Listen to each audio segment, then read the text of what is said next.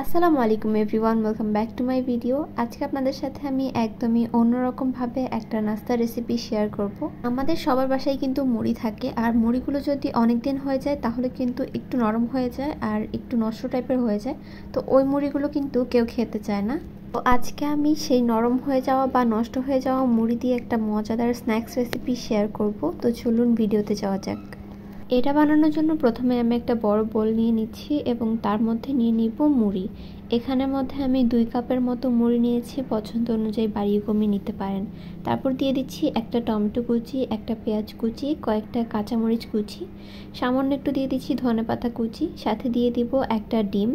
এরপর দিব গুঁড়া মশলা। প্রথমে দিয়ে দিচ্ছি স্বাদ অনুযায়ী লবণ, 1 চা চামচের মতো মরিচের গুঁড়া, 1/2 চা চামচ হলুদের গুঁড়া, 1 চা চামচ দিয়ে দিচ্ছি জিরার গুঁড়া। এখন দিয়ে দিচ্ছি 1 চা চামচের মতো রসুন বাটা।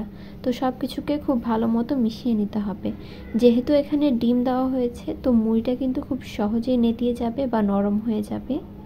এতে করে এটাকে আমরা শেপ দিতে পারবো খুব সহজেই। তো সব কিছুকে খুব ভালো মতো মিশিয়ে নিয়েছি।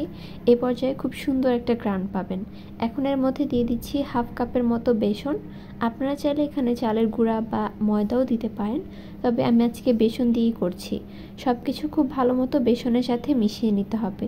খুব ভালো মতো মিশে যাওয়ার পর দেখবেন যে এটা একটু আঠালো টাইপের হয়ে যাবে। এরকম একটু আঠালো টাইপের হয়ে গেলে এখান থেকে অল্প একটু পরিমাণে ডো আমি হাতের মধ্যে নিয়ে নিচ্ছি। তারপর এটাকে একটু চ্যাপ্টা করে দিতে হবে লম্বাটে করে। কিভাবে করছি দেখেই বুঝতে পারছেন, খুব সহজেই কিন্তু এরকম লম্বাটে শেপ দিয়ে ফেলা যায়। খুব সহজেই এরকম কিছু লম্বাটে শেপ দিয়ে নিচ্ছি সবগুলোকেই।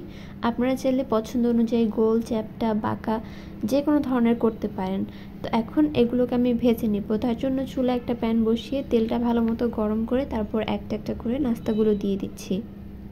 চুলার আঁচ অবশ্যই মিডিয়াম টু লোয়ে রেখে তারপর এগুলোকে ভেজে নিতে হবে। এতে করে বাহিরে খুব সুন্দর হালকা বাদামি একটা কালার আসবে আর ভিতর থেকে একদম পারফেক্ট মতো হবে।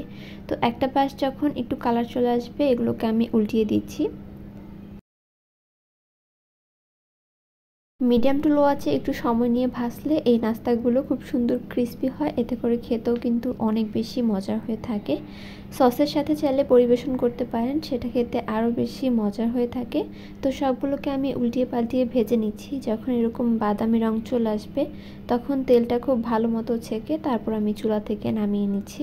তো তাহলে কিন্তু মজাদার এই নাস্তাটা একদম রেডি। ঝটপট চাইলে এ ধরনের নাস্তাগুলো বানিয়ে বাসায় পরিবেশন করতে পারেন, দেখবেন সবাই খুব বেশি পছন্দ করবে।